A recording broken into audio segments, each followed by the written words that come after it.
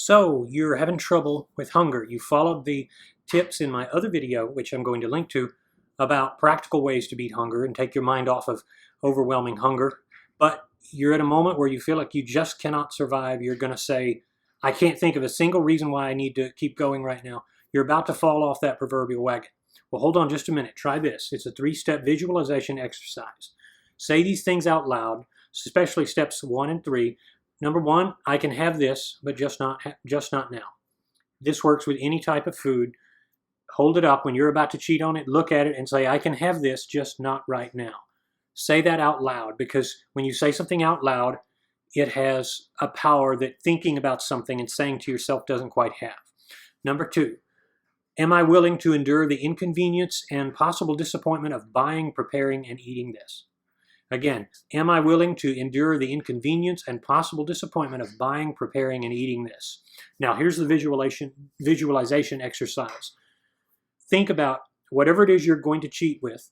Think about the nitty-gritty. Think about what you're going to have to do to prepare it. Let's say you're sitting on the couch. You're going to have to go, if you want mac and cheese and chicken nuggets, as an example, you're going to have to get up.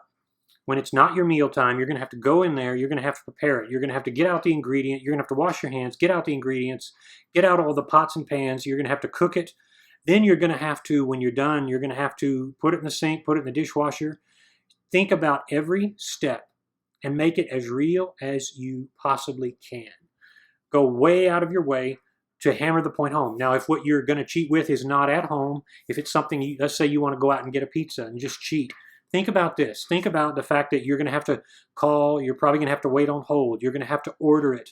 And then when you get it, it may be the wrong one. Then you're going to have to tip the delivery guy if it's delivered. But if it's something you're going to have to drive and get, think about having to stop at all the stoplights. Think about other things that you may need to do along the way. Maybe you haven't gone by and picked up the dry cleaning. Think about the smells you will experience. Think about the fact that you're going to be thinking about the fact that you're cheating all the way down to get it.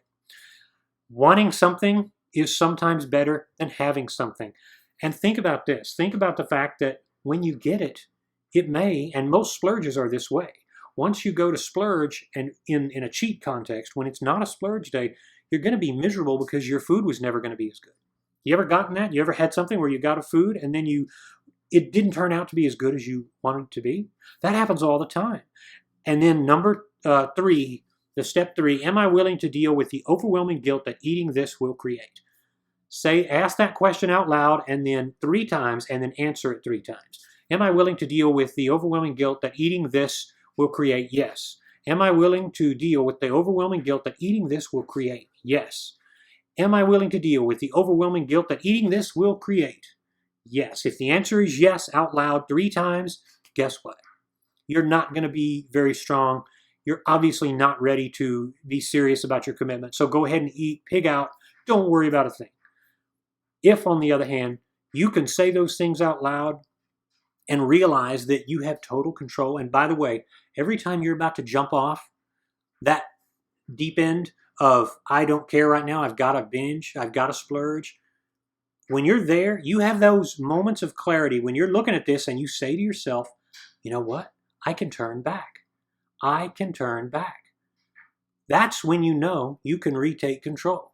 If you can say this out loud, all of these steps, and still eat and still just say, forget about it, guess what? Your mind's not in a very good place to take control.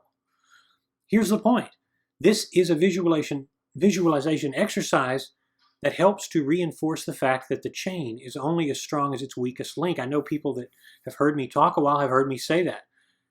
If you can have the strongest chain in the world, but if the one link is weak, and that link is your weekday, so to speak, guess what? You're not going to succeed.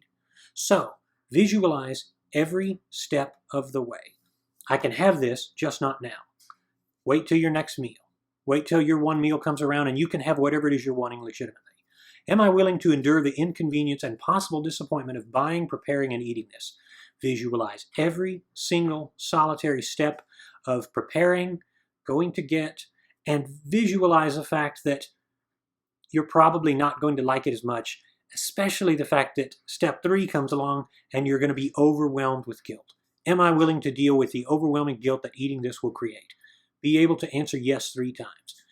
Odds are, just visualizing this will put you back in a sane frame of mind where you will have the strength to take control. Stay strong. Good luck.